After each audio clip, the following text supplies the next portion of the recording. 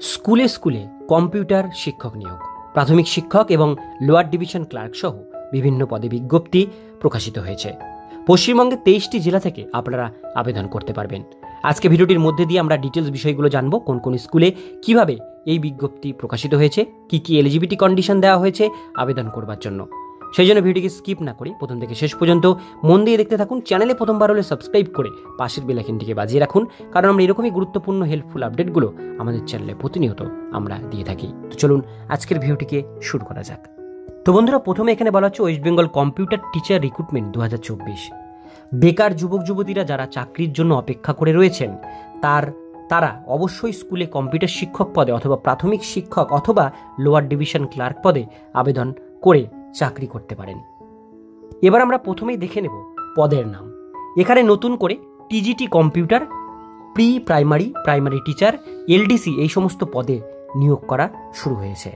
আবেদন করবার শেষ তারিখ আগামী 11 জুলাই 2024 তারিখ পর্যন্ত চাকরি প্রার্থীরা আবেদন জানাতে পারবে। এবার বলা হয়েছে আবেদন পদ্ধতি, কিভাবে আপনারা আবেদন করবেন। চাকরি প্রার্থীদের আবেদন করতে হবে সম্পূর্ণ অফলাইনের মাধ্যমে।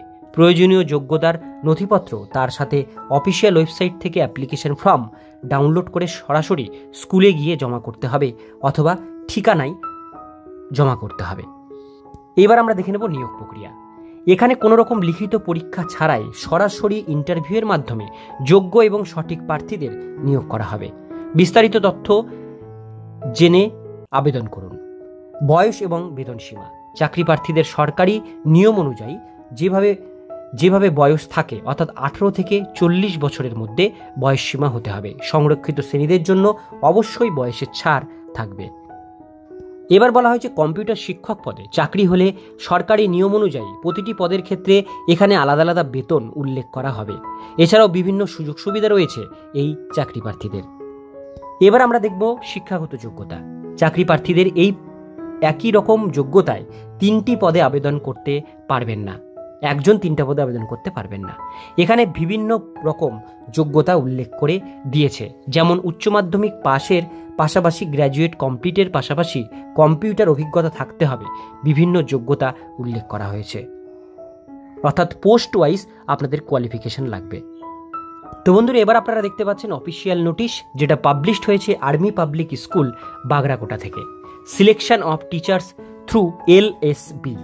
ভ্যাকান্সি 1 নম্বরে বলা হয়েছে টিজিটি কম্পিউটার, প্রি প্রাইমারি এবং লোয়ার ডিভিশন ক্লার্ক, 3 ধরনের পোস্টে ভ্যাকান্সি পাবলিশড হয়েছে।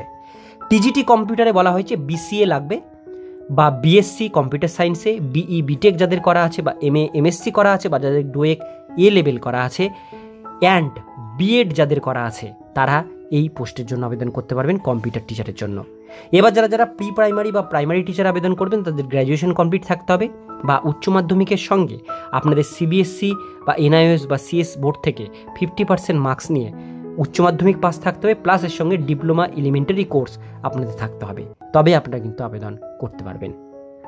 এবার আমরা দেখে নেব এলডিসি পদ। এলডিসি পদের জন্য গ্র্যাজুয়েশন 10 ইয়ার্স সার্ভিস ক্লার্ক পোস্টে থাকতে হবে এবং গ্র্যাজুয়েট কমপ্লিট থাকতে হবে। সঙ্গে আপনাদের কম্পিউটার নলেজ থাকতে হবে, টাইপিং স্পিড থাকতে হবে, তবে আপনারা লোয়ার ডিভিশন ক্লার্ক পদের জন্য আবেদন করতে পারবেন।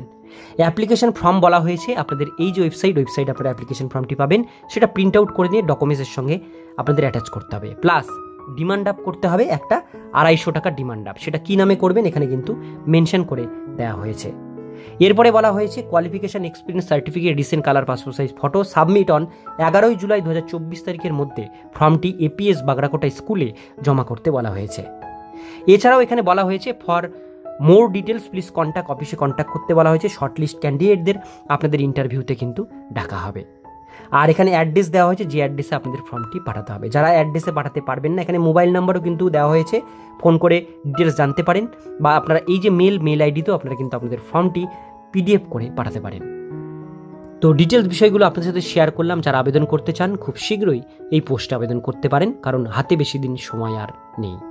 আজকের ভিডিও এতটুকুন পর্যন্তই। ভিডিওটি কেমন লাগলো কমেন্টে জানাবেন, ভালো লাগলে লাইক করবেন, চ্যানেলে প্রথমবার হলে সাবস্ক্রাইব করে পাশের বেল আইকনটিকে বাজিয়ে রাখবেন, কারণ আমরা এরকমই গুরুত্বপূর্ণ হেল্পফুল আপডেটগুলো আমাদের চ্যানেলে প্রতিনিয়ত আমরা দিয়ে থাকি।